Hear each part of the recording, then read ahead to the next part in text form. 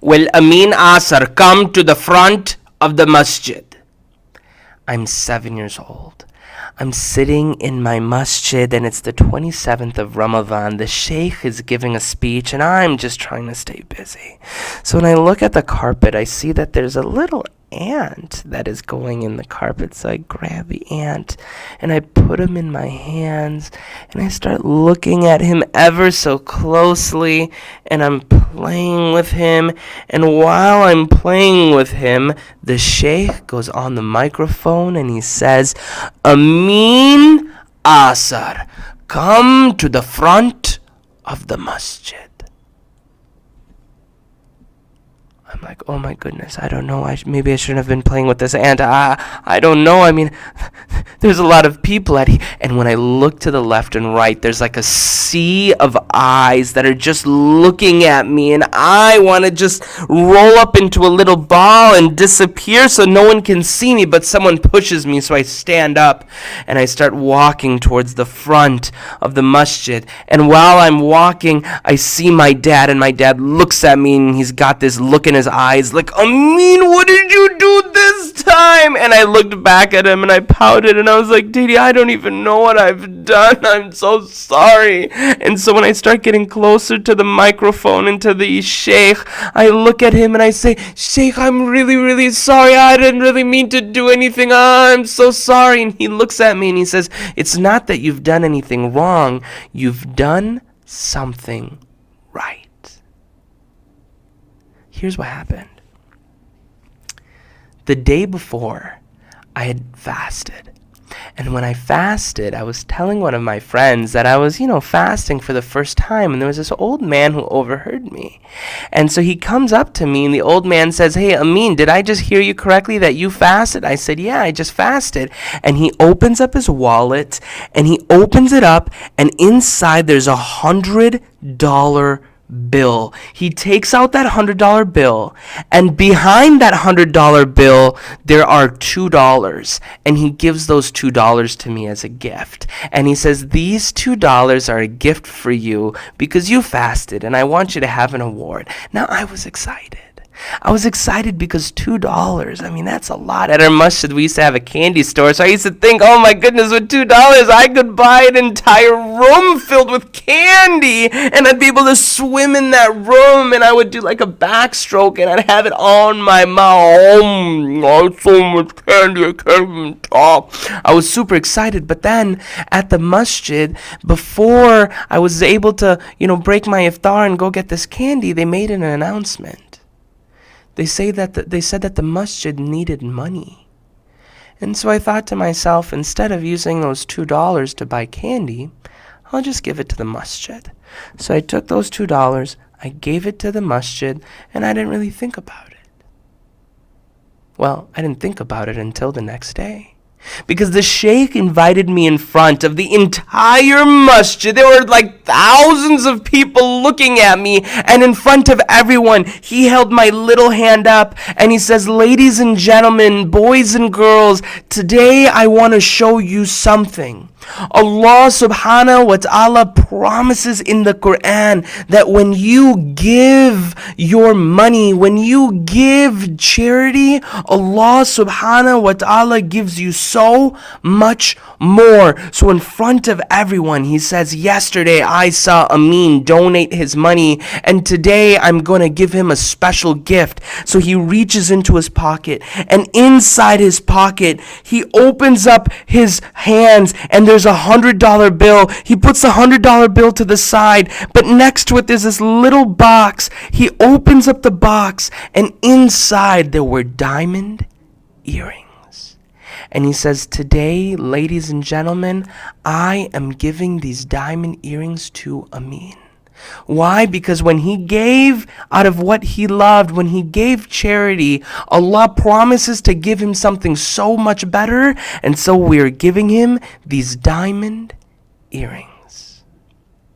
Now, I don't know why he gave me diamond earrings. He could have given me a super soaker. He could have given me, I don't know, a dish of lasagna. He could have given me so many things, but he gave me these earrings. Regardless, I took them and I was happy. But on that day, I learned a very important lesson, that when you give out of what you love the most, when you give charity, Allah subhanahu wa ta'ala always gives you something so much better.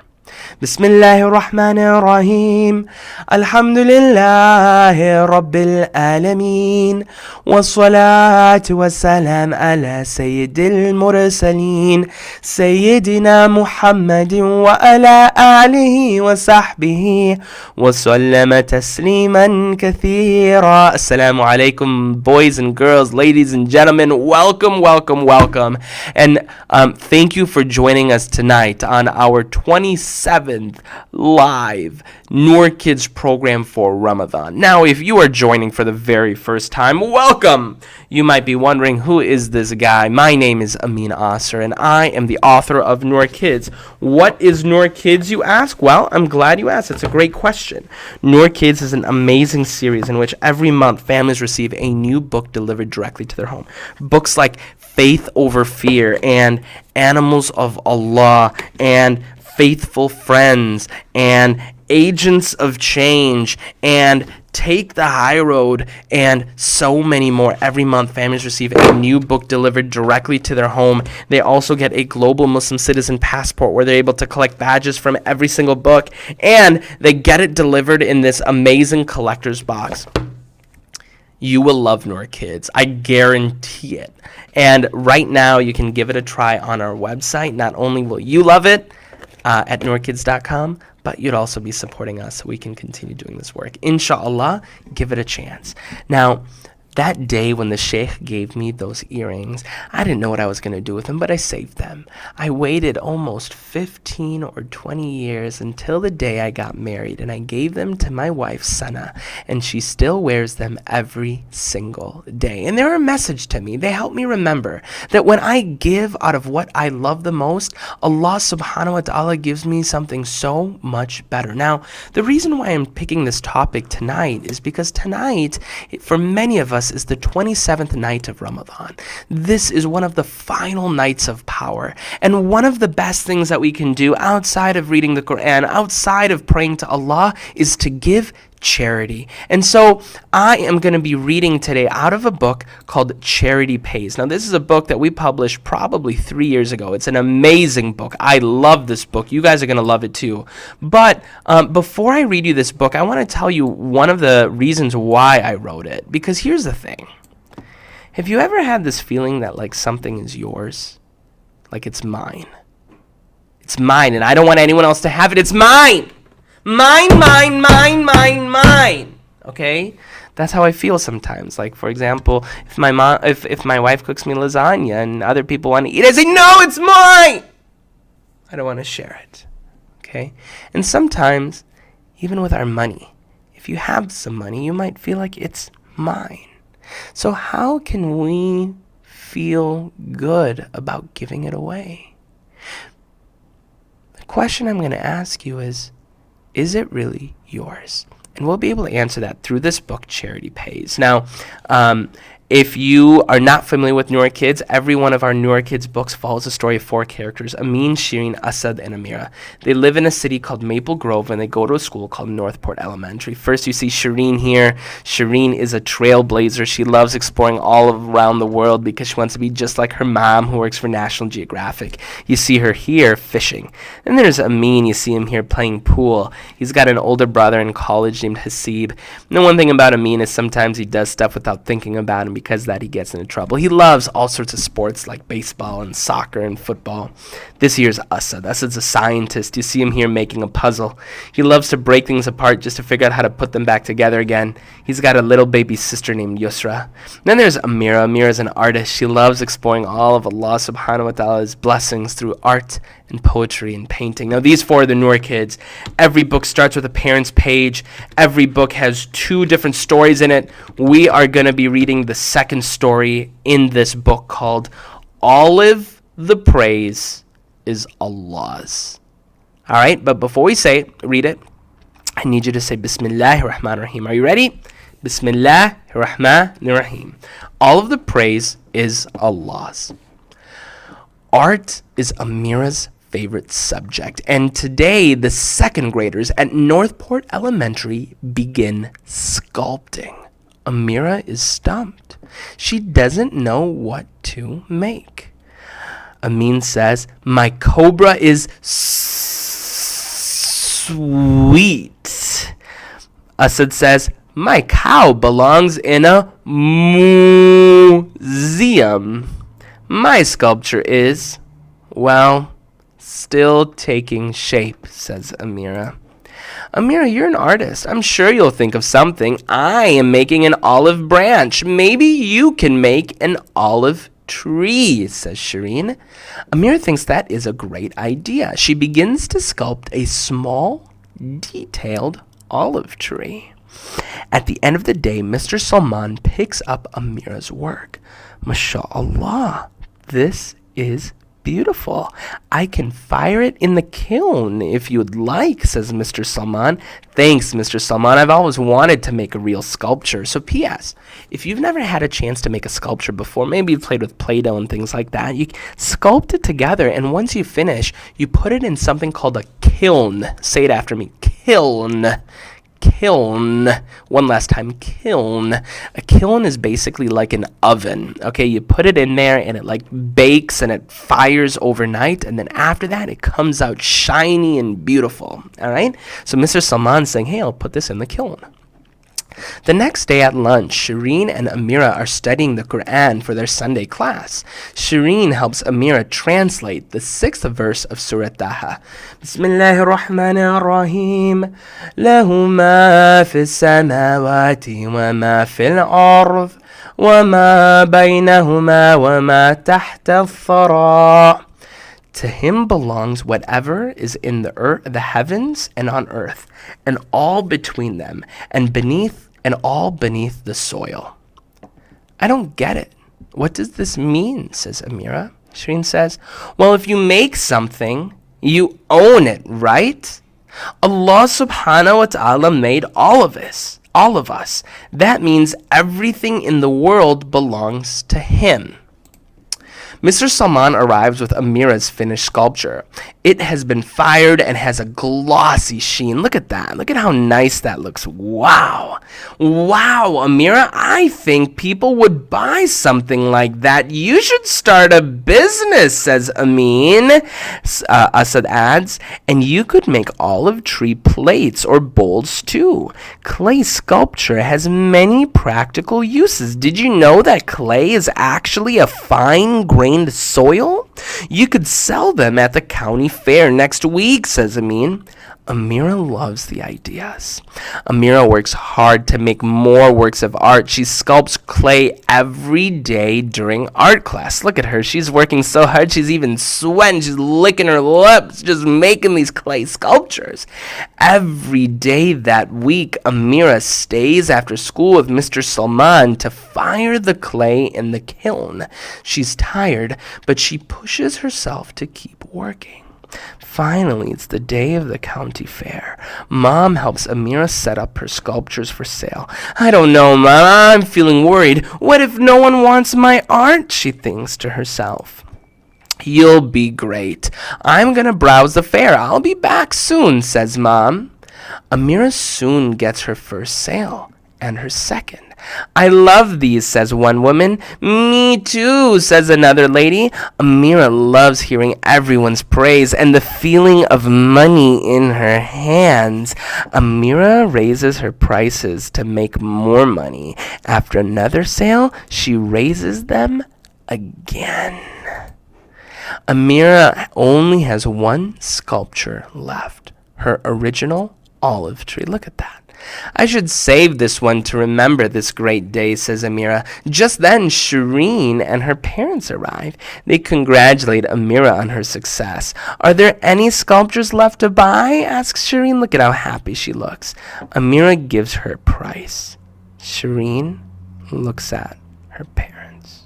Well, I wasn't going to sell this one, but I guess I could part with it, says Amira.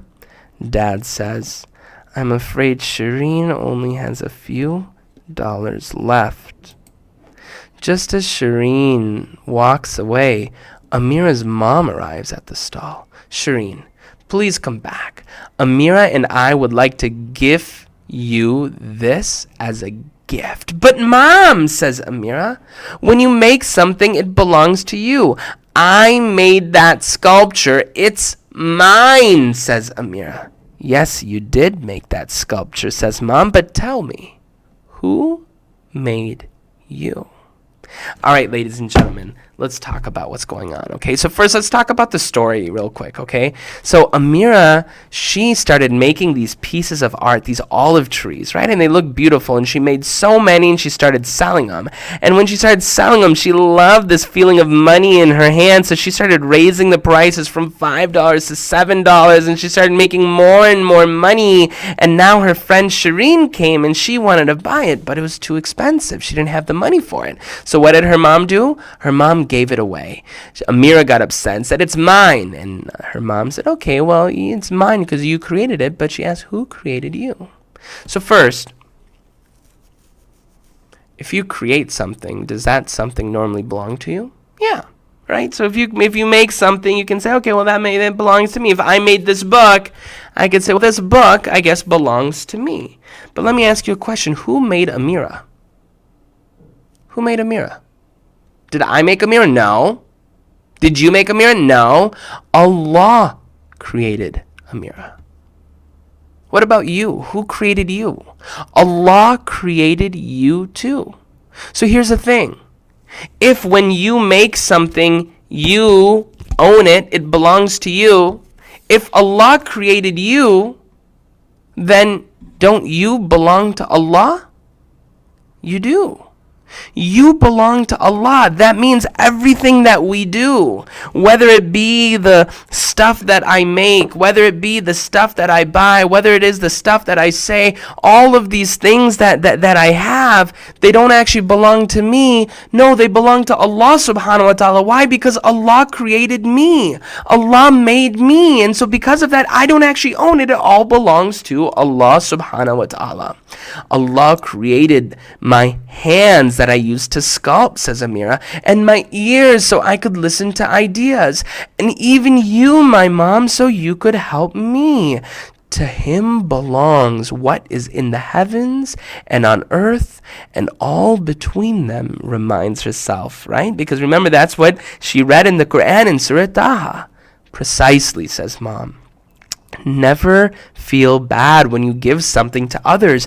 It was never ours in the first place. Everything we have belongs to Allah subhanahu wa ta'ala.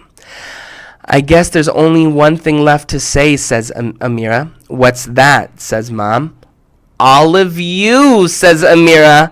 All of you too, my princess. The end. Bum, ba-dum. Do you get it? Like all of you, because like she was making olive trees. When you say olive, it means like I love you. I love you. I love you too, princess. Bum, ba-dum. All right, so I have some of these riddles, but before I get to those riddles, I just want to explain this real quick, right? Because remember when I was saying sometimes it's hard to give stuff away, like money? It's like I have this money in my hands, and at the masjid, they're asking me to give it away, and I feel like, oh man, I've worked so hard for it. I've been doing so much. Maybe I had to work real hard to save it, or if your mom and dad are listening right now, they might be thinking about their own money that they get from doing work, hard work. But here's the thing.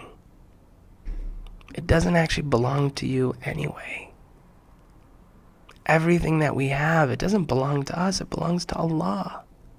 Allah created us. We're just holding on to it.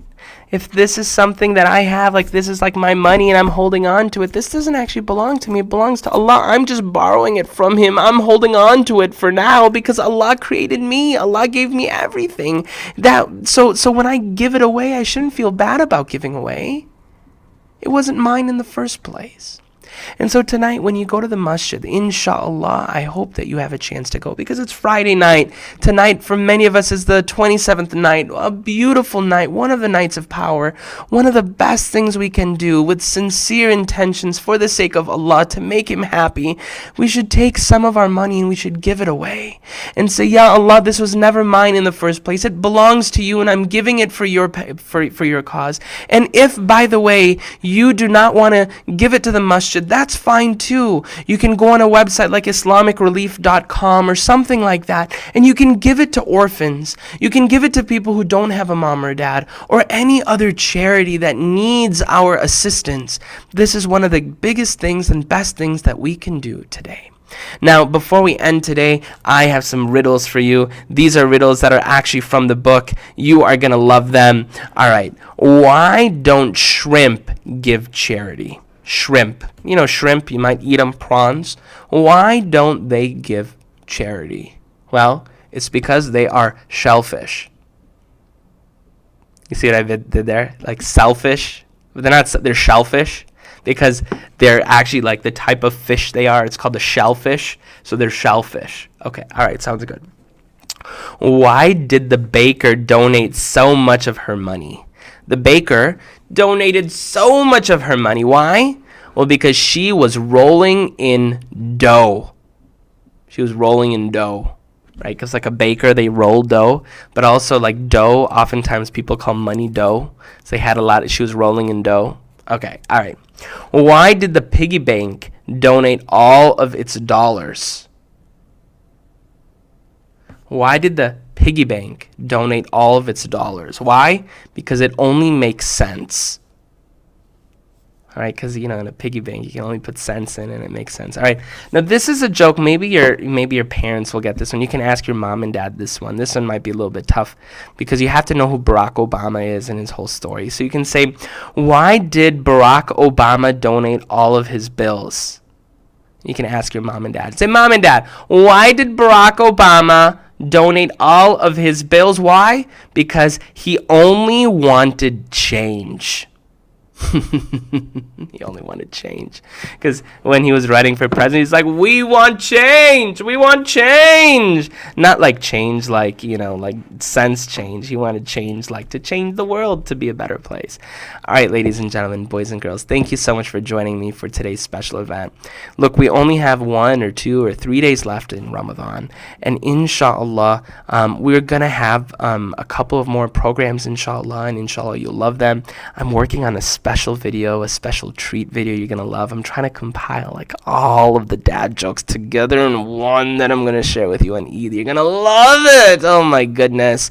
But I want to again thank you so much for watching. It was such a treat, and we'll see you tomorrow. Assalamu alaikum wa rahmatullahi wa barakatuh.